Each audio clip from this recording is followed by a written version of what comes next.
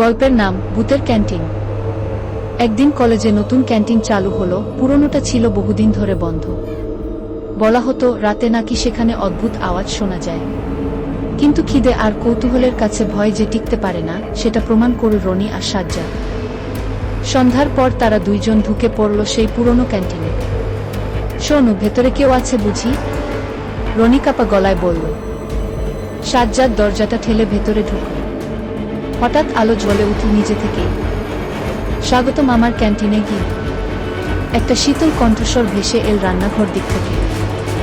রনি প্রায় জ্ঞান হারানোর উপক্রম, কিন্তু তখনই বেরিয়ে এল মিস বেগম, লম্বা ঝুল কাপড়, মাথায় সাদা ওড়না, আর হাতে একটা গরম গরম ভুনা খিচুড়ির থালা। ভূত রাঁধুনি, ভূত খিচুড়ি। রনি দৌড়ে পালাতে চাইল, কিন্তু সাজ্জাদ থামল। ভাই, ভূত হোক আর যাই হোক, খিচুড়ির গন্ধ তো জান্নাতি লাগতেছে।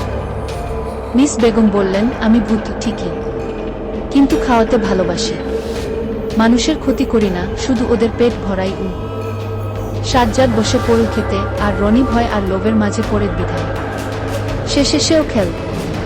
খাওয়ার পর মিস বেগম বললেন, কিন্তু একটাই শর্ত, যেই এখানে খাবে তাকে প্রতি শুক্রবার আসতে হবে। না এলে আমি চলে যাব তোমাদের ঘুমের মধ্যে। রনি চিৎকার করে বলল, আমি তো উপোস থাকবো শুক্রবারে। তাদের এখন কলেজে একটা নতুন রুটিন। প্রতি শুক্রবার রনি আর সাজ্জাদ ক্যান্টিনে যায়, ভূতের রান্না খায় আর হাসতে হাসতে ভয় পায়।